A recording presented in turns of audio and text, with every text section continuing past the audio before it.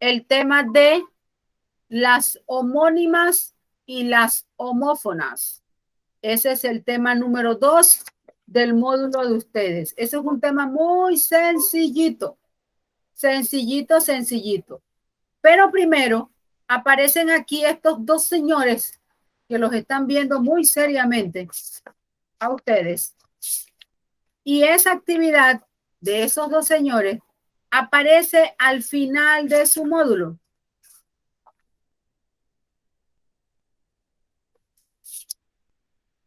Al final de su módulo debe haber una actividad que hable sobre investiga la biografía de este es de humanidades, este del bachiller en ciencias. Son esos escritores que aparecen ahí. Revisen los estudiantes de ciencias su módulo y revisen los de humanidades su módulo. Los de ciencia, díganme qué aparece al final donde están de las actividades de las biografías.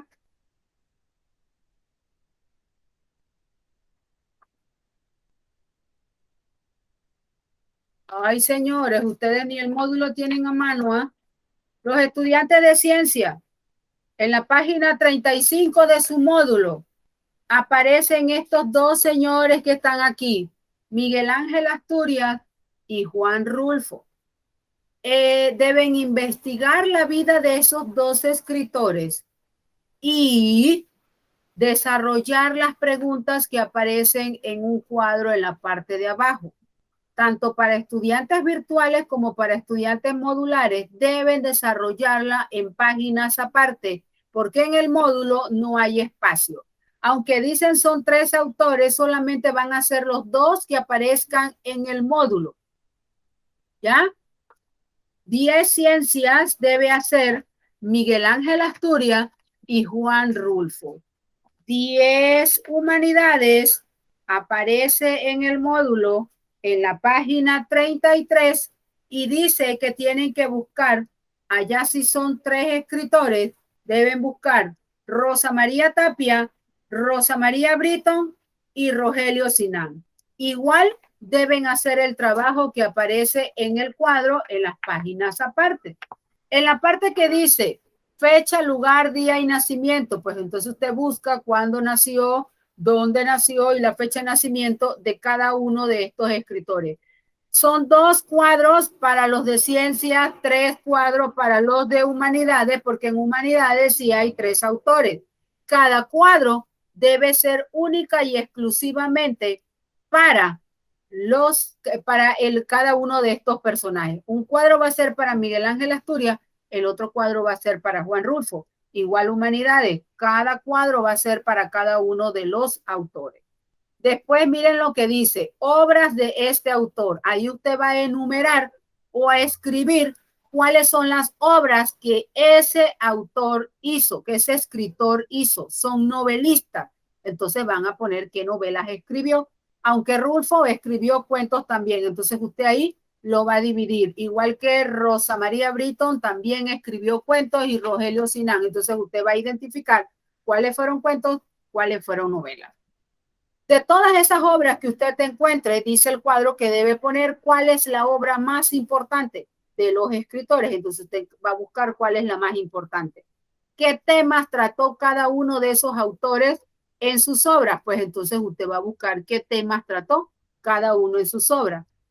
Va a leer, después que usted investiga cuál es el tema más importante de esos escritores, entonces usted va a leer el resumen, no la obra, el resumen o varios resúmenes que encuentre sobre la obra más importante de ellos y va a escribir un resumen.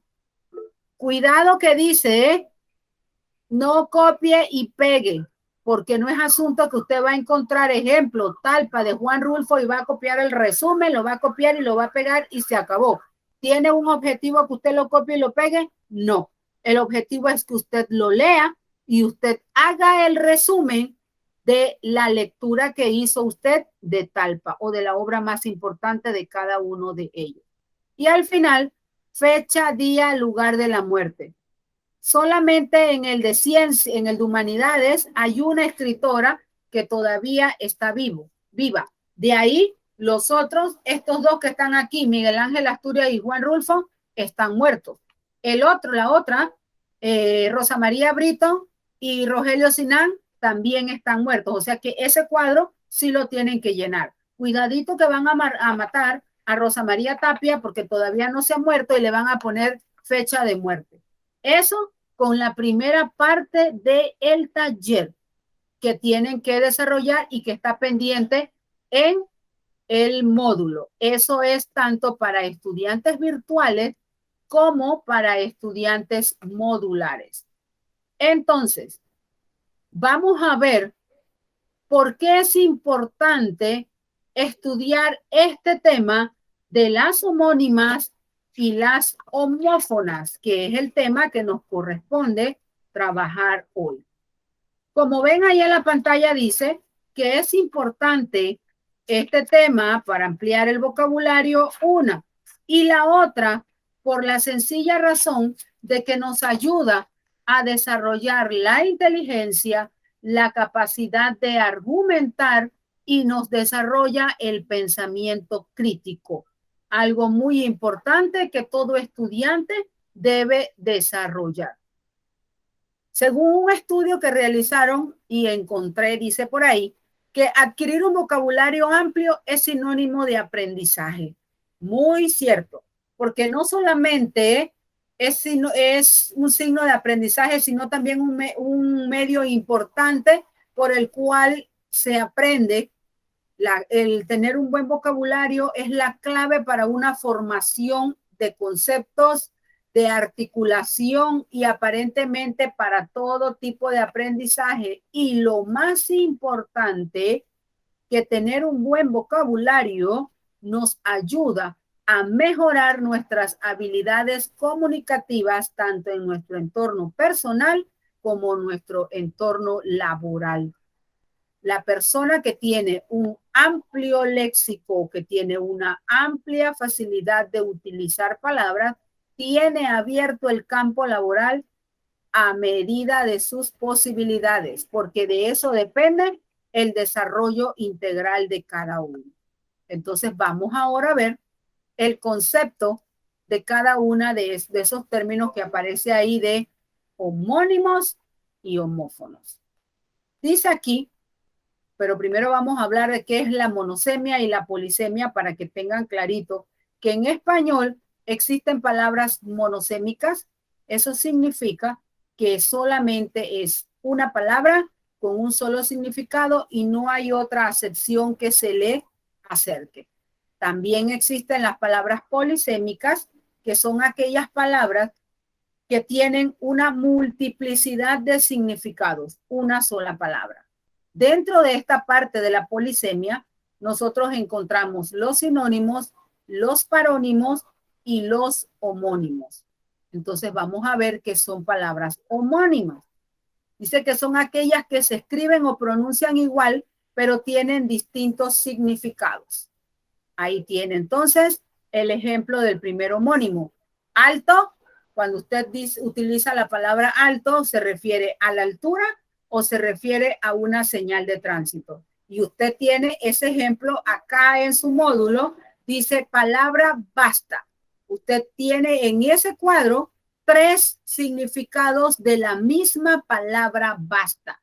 No tiene ninguna tilde, ninguna letra que no sea la misma. La misma palabra basta tiene 3 significados. Eso entonces se parece a esto que tenemos acá. La misma palabra alto tiene 2 significados o se puede interpretar de 2 maneras distintas.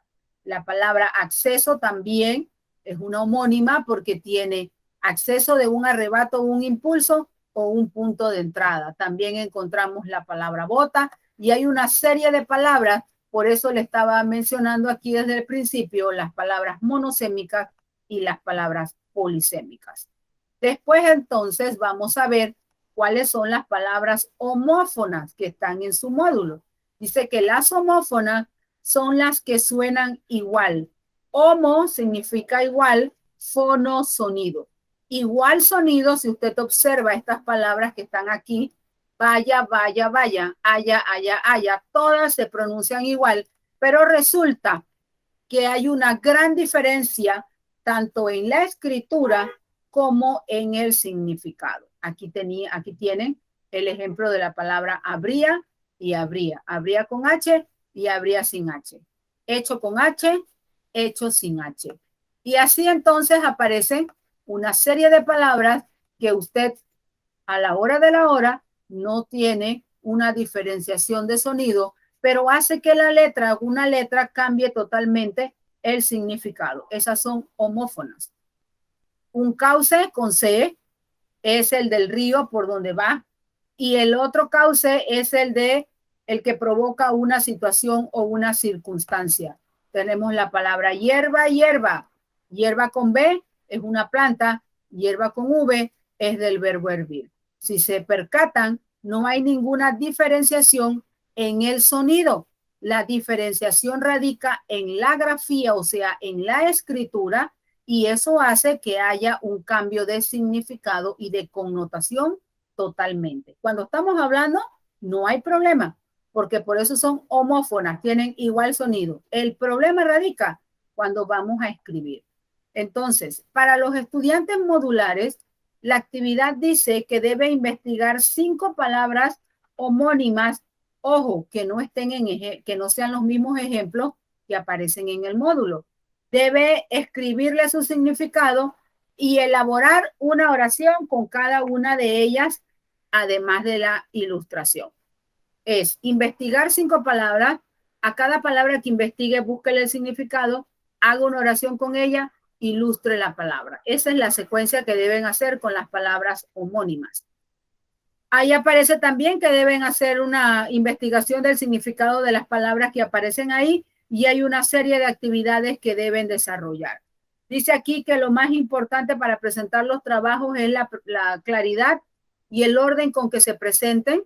Deben tener presente que aquí no hay espacio para realizar la actividad, entonces la deben realizar aparte en una página, engraparla y meterla ahí para entregar la actividad en la fecha indicada junto con todas las actividades del módulo. Eso en cuanto a las actividades del módulo.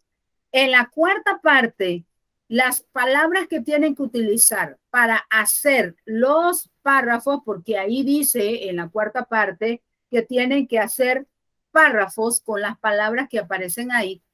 Los estudiantes modulares deben hacer párrafos porque tienen más tiempo para trabajar. Usted va a buscar esas palabras que están ahí, ya tienen el significado, no tienen que buscarle el significado. Entonces van a ordenarlas y van a utilizarlas que puedan hacer párrafos con esas palabras. ¿Qué significa eso? Que usted que utilice la palabra hierba en un párrafo y utilice la palabra vacía en el otro párrafo y utilice la palabra bobina en el mismo párrafo, perdón. Esas 3 palabras la utilizan para formar un párrafo, entre otras palabras.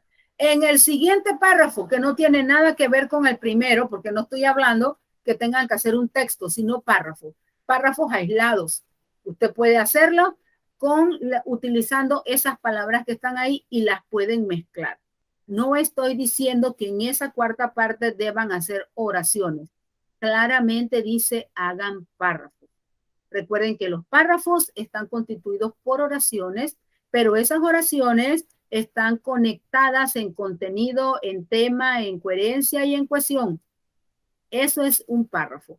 Además, que ahí en el módulo hay una dirección electrónica donde le amplía usted más sobre el contenido de un párrafo, cómo se debe estructurar un párrafo.